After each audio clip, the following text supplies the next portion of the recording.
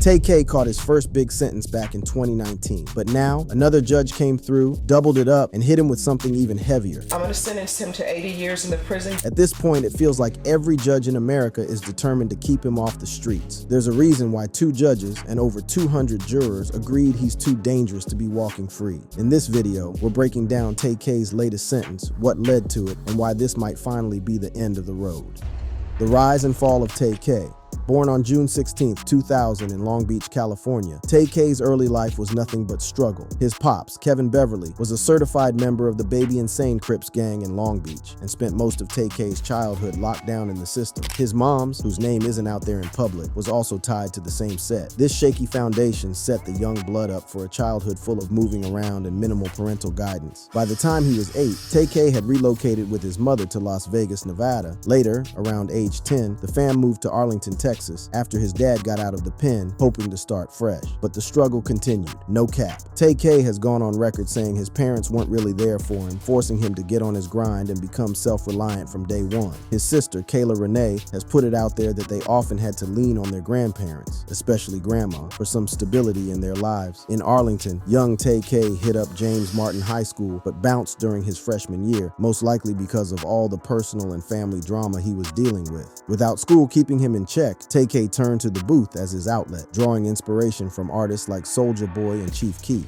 Around 2014, Tay-K linked up with the rap collective Daytona Boys alongside his homies Pimp Eyes and Santana Sage. The squad dropped their first track, Drift, on SoundCloud in December 2014, marking the beginning of Tay-K's journey in the rap game. By 2015, he was already putting out solo joints, including Biff Zanin in August and Sly Cooper in September, which started buzzing in the local scene. In March 2016, Tay-K blessed the streets with Mega Man on SoundCloud, a track that would pop off hard after his subsequent legal troubles hit the fan. But it was his anthem, The Race, dropped in 2017 while he was on the run from the law, that would catapult him to nationwide fame, and ultimately become a key piece of evidence that the DA used to build a case against him. But before we get into that infamous track, we need to break down the serious charges that led to Tay-K's current situation. The first major incident went down on July 26, 2016, when Tay-K, only 16 at the time, got involved in a home invasion in Mansfield, Texas. The target was 21-year-old drug dealer Ethan Walker. According to the paperwork, the plan involved some females distracting Walker, allowing Tay-K and his crew to bust in. Things got heated real quick, resulting in Walker catching a fatal bullet and several others, including Zachary Belote, getting hit. After the Mansfield incident, Tay-K got pinched and put on house arrest with an ankle monitor. But on March 27, 2017, he cut that joint off and dipped before a scheduled court date, becoming a fugitive from justice. During his time on the run, Tay-K allegedly committed more crimes, including the robbery and murder of 23-year-old photographer Mark Anthony Saldivar in San Antonio on April 23, 2017, and putting hands on and robbing Oni Skip Pepe in Arlington on May 25, 2017. It was during this fugitive period that Tay-K recorded and released his biggest hit, The Race, a track that straight up referenced his fugitive status. The music video, showing Tay-K flexing next to his own wanted poster, went absolutely viral, racking up over 251 million views on YouTube. The track peaked at number 44 on the Billboard Hot 100 and went platinum, making Tay-K a household name in hip-hop circles, even as the feds were searching high and low for him. On June 30th, 2017, Tay-K's run from the law came to an end when U.S. Marshals caught up with him in Elizabeth, New Jersey. They shipped him back to Texas to face the music for the Mansfield home invasion and murder, plus the alleged crimes committed while he was on the lam. While locked up awaiting trial, Tay-K spit game in a few interviews, giving us rare glimpses into his mindset. In July 2017, he chopped it up with Say Cheese TV from behind bars, talking about his background, influences, and unreleased music. When asked about his relationship with his parents, he kept it a buck, rating it only a 6 out of 10, mentioning his mom's ties to the Baby Insane Crips and his dad's Compton roots. Tay-K also expressed 65% confidence that he might eventually touch road again, stating that if he did get out, he'd leave the street life behind for good. However it play out, I don't really have no plan. I'm gonna beat the case. Yeah. But until then, I don't know. In July 2019, Tay-K finally had his day in court for the 2016 Mansfield home invasion and murder. Despite his legal team arguing that he wasn't strapped and didn't intend for anyone to catch a body, a Tarrant County jury found him guilty of murder and aggravated robbery on July 19, 2019. 4 days later, on July 23, 2019, the judge hit him with 55 years for murder, 30 years for 1 count of aggravated robbery, and 13 years for each of 2 additional robbery counts, all to be served concurrently. On top of that, they slapped him with a $21,000 fine line. During the trial, the prosecution used The Race as evidence, arguing that the song and its video showed Tay-K's criminal intent and lack of remorse. This move sparked heated debates about whether it's right to use a rapper's art in court, especially for young black artists whose creative expression might be viewed differently than other musicians. After catching that L for the Mansfield case, Tay-K still had to face the music for the 2017 San Antonio murder of Mark Anthony Saldivar. On November 15, 2019, he caught a capital murder charge for Saldivar's death. This case would take years to go to trial, with Tay-K remaining in the county the whole time. While locked down, Tay-K managed to catch more cases. In August 2018, COs found a burner phone hidden in his sock at Tarrant County Jail, leading to his transfer to max security and placement in 23-hour lockdown. Later, in March 2019, he allegedly tried to start a prison gang called Rugrats, resulting in even more disciplinary action. Despite being behind bars, Tay-K's music continued to make noise in the streets. In 2018, he connected with Blockboy JB on the track Hard, released through No Jumper Records. The collab demonstrated Tay-K's ongoing influence in the rap game despite his legal troubles. His existing tracks, especially The Race, stayed in heavy rotation, keeping his presence in hip-hop culture alive even as he served his bid. As the years went by, Tay-K's case became a major talking point for discussions about juvenile justice, racial disparities in sentencing, and the relationship between art and criminality. His young age at the time of his crimes, 16 for the Mansfield incident and 17 for the San Antonio murder, raised serious questions about whether he should have been tried as an adult in the first place. In 2023, Tay-K took to social media to express his frustration, claiming racial bias in his sentencing. He pointed out that a white female, co-defendant in the Mansfield case, also 16 at the time, only caught 10 years of probation, while he was certified as an adult and hit with a 55-year sentence. "I bet if I was a lil white kid, they wouldn't have gave me no 55 years for a crime I was alleged to play the most insignificant role in when I was 16, he wrote, adding that they would have rightfully argued that my mind wasn't fully developed and gave me rehabilitation and a first chance at adulthood. These statements added more fuel to the ongoing debates about Tay-K's case, with some seeing it as a clear example of systemic inequities in the justice system, while others focused on the severity of his alleged crimes and the lives lost as a result of his actions. The second trial and final judgment.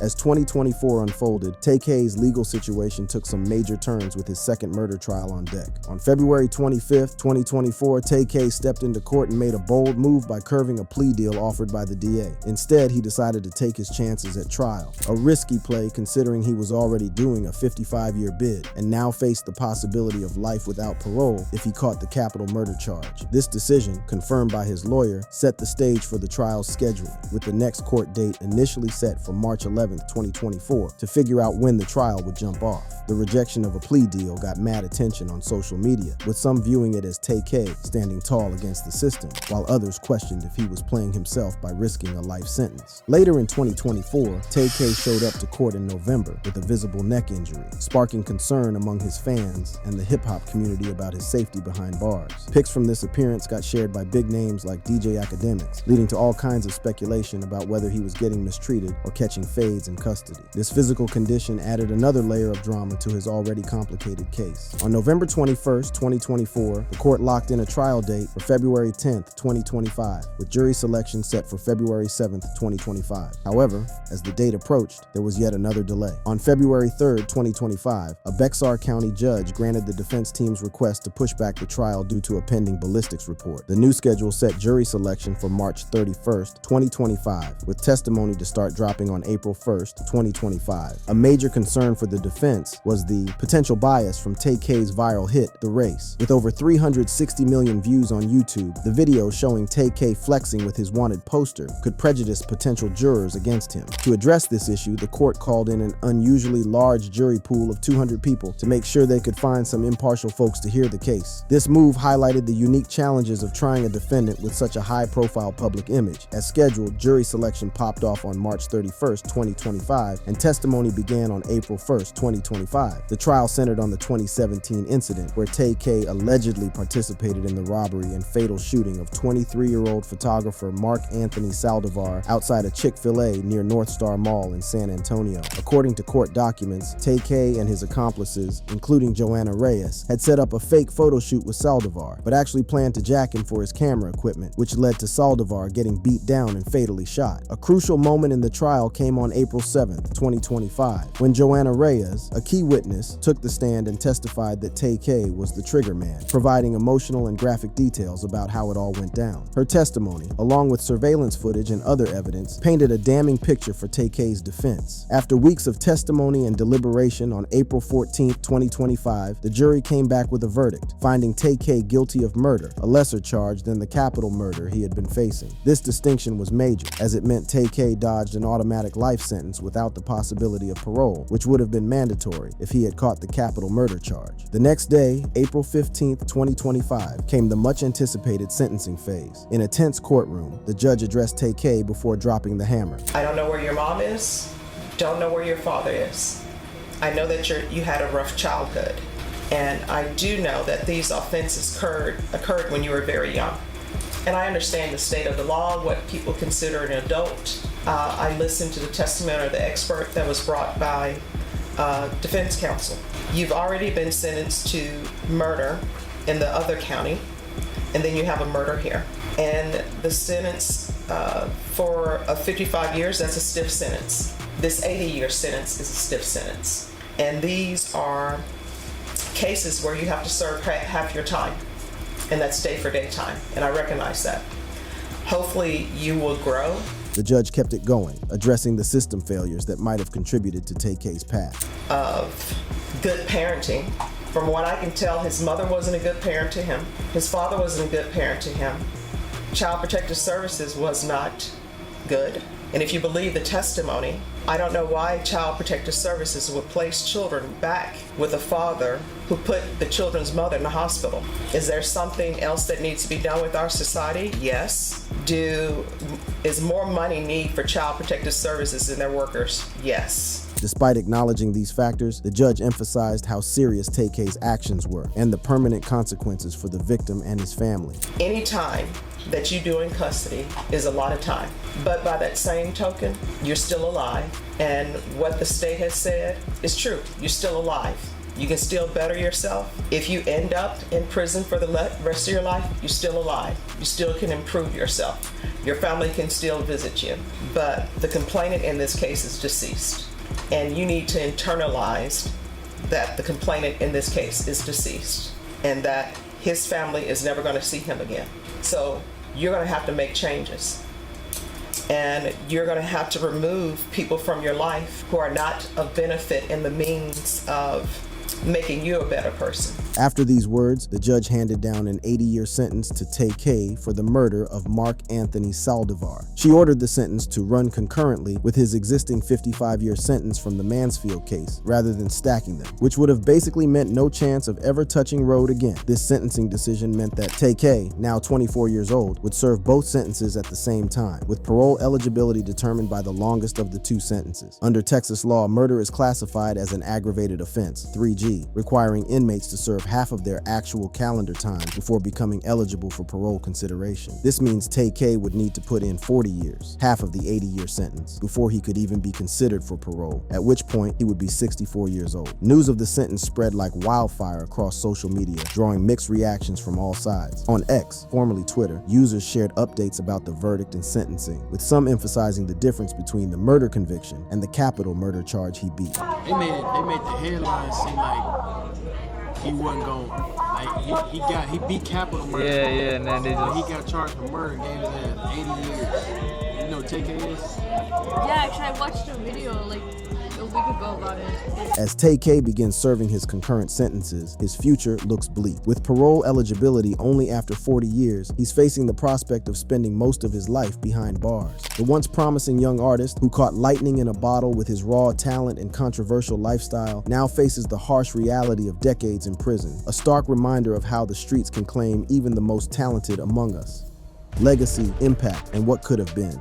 With Tay K now locked down serving concurrent sentences of 55 and 80 years for two separate bodies, it's natural to think about his legacy, the impact of his short but significant career, and all the potential that's now mostly wasted in the prison system. At just 24 years old, Tay K's story has already become a cautionary tale for the youth, but one that continues to resonate in complex ways across music, culture, and conversations about the justice system. Despite his crimes and subsequent incarceration, Tay K's musical output, though limited, maintains a lasting impact on the culture. His breakthrough hit The Race has pulled in over 251 million views on YouTube, peaked at number 44 on the Billboard Hot 100, and gone platinum. The track's raw energy, authentic storytelling, and undeniable bounce established Tay-K as a genuine talent with serious potential, making his downfall all the more tragic from an artistic standpoint. Music critics and fans often debate about what could have been had Tay-K stayed out of trouble. In April 2025, a Reddit post in R Cheericology described Tay-K as the biggest what if in hip-hop, reflecting a sentiment shared by many who recognized his natural ability. His effortless flow, distinctive voice, and knack for crafting memorable hooks suggested a promising career that we'll now never fully see realized. Beyond The Race, Tay-K's other joints like Mega Man, Murder, She Wrote, and Sly Cooper showed versatility and a developing artistic voice. His collab with Blockboy JB on Hard in 2018, recorded while he was already behind bars, gives us a glimpse of the collaborations and creative growth that might have been possible had his life taken a different turn. Even from the county, Tay-K maintained a significant following and cultural relevance. As of 2025, he still has over 3.1 million monthly listeners on Spotify, a testament to the enduring appeal of his music despite his limited catalog and inability to drop new heat. In a rare 2017 Jailhouse interview with Say Cheese TV, Tay-K shared insights into his musical influences and aspirations, mentioning he wanted to work with Soulja Boy and showing love to Chicago artists like Chief Keef, Lil Durk, and the whole Glow Gang. He also revealed having 17 unreleased tracks at the time, enough for 2 more tapes. This suggests a body of work that fans will likely never get to experience in full.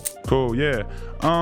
So we got this song coming out real soon, this Hard song. We ended up putting Blockboy JB on it, and nobody's ever heard you speak on this song at all. So have you heard it? Beyond his music, Tay-K's case has had a major impact on discussions about the intersection of art and street life, especially in hip-hop. The Race stands as perhaps the most high-profile example of a song being used as evidence in a murder trial, with prosecutors pointing to how the lyrics and video seem to glorify and document Tay-K's criminal activities. This raised serious questions about whether artistic expression should be interpretable as literal confession or evidence of criminal intent. The use of rap lyrics in criminal trials has been criticized as potentially biased against young black artists, who may face different standards than other musicians when their creative output is put under the microscope in court. Critics argue that this practice misinterprets artistic expression as literal intent, disproportionately affecting rappers, whose art often involves storytelling that blurs the line between reality and fiction. Tay-K's case also serves as a complex case study in the debate about juvenile justice and rehabilitation versus punishment. He was only 16 during the Mansfield home invasion and 17 during the San Antonio murder, ages at which the brain is still developing and impulse control isn't fully formed. This has led many to question whether the sentencing was appropriate, especially given his rough upbringing and the lack of positive adult guidance in his life. In 2023, Tay-K himself addressed this issue on social media, questioning the fairness of his treatment compared to co-defendants and highlighting the racial dimensions of sentencing disparities. "I really just need one chance at adulthood. I bet if I was a lil white kid, they wouldn't have gave me no 55 years for a crime I was alleged to play the most insignificant role in when I was 16. They would have rightfully argued that my mind wasn't fully developed and gave me rehabilitation and a second first chance at adulthood," he continued. "One of my co-defendants was a white girl who was 16 just like me. They didn't certify her as an adult, but they certified me and Pimp as adults. Pimp got 30, I got 55. She ended up getting 10 years of probation without no deal. That girl at home RN." These statements resonated with advocates for criminal justice reform, who point to studies showing racial disparities in how juveniles are tried and sentenced in the United States. However, others emphasize the severity of Tay-K's alleged crimes and his role in multiple violent incidents, arguing that the sentences reflect the harm caused regardless of his age. The judge in Tay-K's 2025 trial acknowledged the system failures that may have contributed to his path, noting the absence of good parenting and questioning Child Protective Services' decisions in his case. Yet she ultimately prioritized the permanent loss suffered by the victims' families, emphasizing that while Tay-K still has the opportunity to grow and improve himself in prison, his victims lost their lives forever. Tay-K's story has had a particularly significant impact on young fans who connect with his music and experiences. For some, his case represents the harsh realities of a system they see as stacked against young people of color from challenging backgrounds. For others, it's a stark warning about the consequences of violence and crime, regardless of talent or potential. The #FreeTay-K movement on social media reflects the polarized reactions to his case, with supporters viewing him as a product of his environment deserving of another chance, while critics condemn both his actions fans and what they see as the glorification of violence in his music. Looking toward the future, Tay-K's prospects are severely limited by his lengthy sentences. Under Texas law, he must serve half of his 80-year sentence, 40 years, before becoming eligible for parole. This would make him approximately 64 years old at his earliest possible release date, having spent the majority of his life behind bars. While locked up, Tay-K may continue to write rhymes and possibly even release them through collaborators, as many incarcerated artists have done. However, the constraints of prison will inevitably restrict his creative output and development as an artist. His legal journey may not be completely over, as appeals could potentially be filed for either or both of his convictions. However, given the evidence presented and the jury's decisions in both cases, significant changes to his sentences seem unlikely without extraordinary circumstances or new evidence. The civil lawsuits filed by the victims' families add another layer to Tay-K's legal troubles. Mark Anthony Saldivar's family filed a wrongful death lawsuit in June 2018, seeking over $1 million in damages. Similarly, Ethan Walker's family and Zachary Belote sued Tay-K, his former manager, and record labels for music profits following the Mansfield home invasion. These civil cases underscore the lasting impact of Tay-K's actions on the victims' families and their search for some kind of justice beyond the criminal sentences. As we look at Tay-K's journey from a troubled teenager to a briefly successful rapper to a convicted murderer, it's impossible not to see the tragic intersection of talent and trauma, opportunity and criminality, artistic expression and legal accountability. His story encapsulates broader issues in the hood, from the glorification of street life and music to racial disparities in the system, from the failures of child protection services to the limits of rehabilitation for violent offenders. For the hip-hop community, Tay-K's case serves as both a cautionary tale and a complex discussion point about the responsibilities of artists, the interpretation of artistic expression, and the systemic factors that can lead young talents from the blocked down destructive paths. For criminologists and legal scholars, his case highlights ongoing debates about juvenile justice, racial equity in sentencing, and the role of art as evidence in criminal proceedings.